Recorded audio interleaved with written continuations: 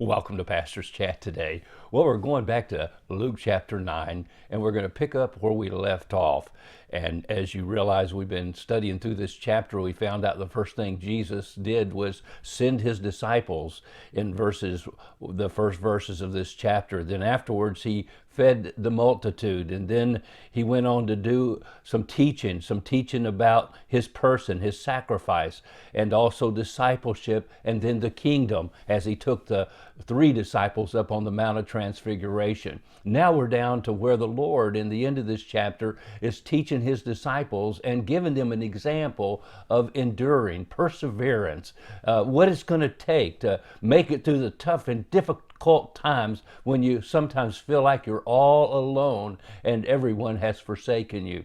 And the Lord's teaching them about that, especially in these next verses. So let's read verse 37 through 45. Now it happened on the next day, and he says, when they had come down from the mountain, that a great multitude met him.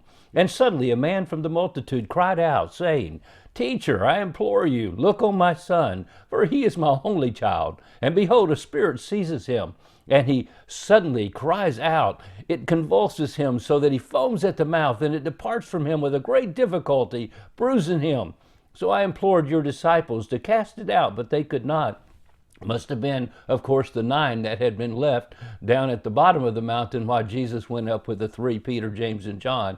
Then Jesus answered and said, O faithless and perverse generation, how long shall I be with you and bear with you? Bring your son to me.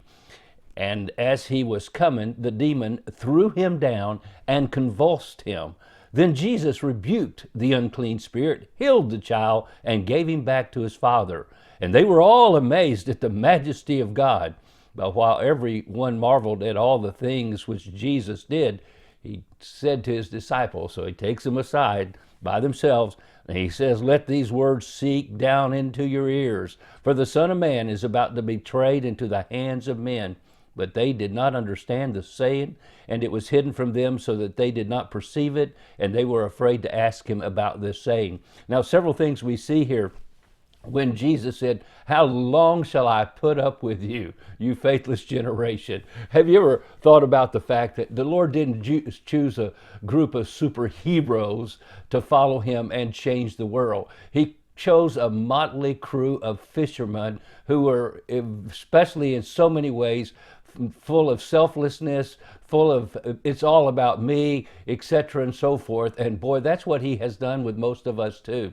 And so he had to put up with some crazy disciples who did not stay focused on what they should have been focused on. Now remember, in verse 1 of this chapter, it says Jesus called the disciples together and he gave them power over the demons, over the spirits, over the devil himself, gave them that authority to cast out demons. And now here on this occasion, they couldn't do it. So in the meantime, it appears that they lost their confidence in the faith that they should have had. And so you can see the reason the Lord is grieved over their failures, because now they're too weak to cast out a demon. In feeding the 5,000, the Lord was showing them compassion, but they were saying, send the multitude away, thinking about their selfishness. And when he taught them to follow him, they turned out to be the me first disciples. No wonder the Lord was grieved. And so when we go up on the mountain with the Lord, I'm telling you, that's an exciting place to be. But you know, we have to come down from the mountain of, that devotion, that special time, those miraculous appearances, glorious appearances of the presence of the Lord in our lives. And yet down in the valley are demon-possessed people who need help. And again, I see Jesus caring for the individual. A man comes from the crowd. My son, my only son, Jesus says, bring him to me. Jesus was never too busy to stop to help the individual. Oh, I hope we can learn that. Take time for that one person. Find out their need, find out their hurts, their pain, listen to their story, and then do what God calls you to do in helping them. And so we find, as you read the Gospel of Matthew 17, Mark chapter 9, and hear this passage in Luke chapter 9, how that Jesus had to talk about the fact that their faith needed to be dealt with. Also, we find that they lacked fasting and prayer. They had kind of lost their first devotional commitment to the Lord Jesus Christ.